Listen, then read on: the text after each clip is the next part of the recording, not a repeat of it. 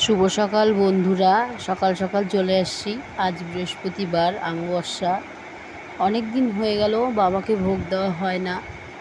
সেই বাবার পুজোতে বাবাকে ভোগ দেওয়া হয়েছিল, তারপর আর দিতে পারিনি। আমার শরীর ভালো ছিল না মাঝখানে অনেক দিন।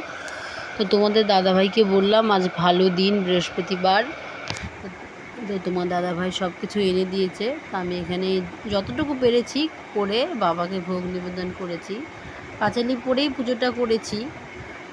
আর এই যে সিংহাসনটা দেখছো তোমরা, এটা তোমার দাদার নিজের হাতে বানানো। এটা সম্পূর্ণই নিজের হাতে।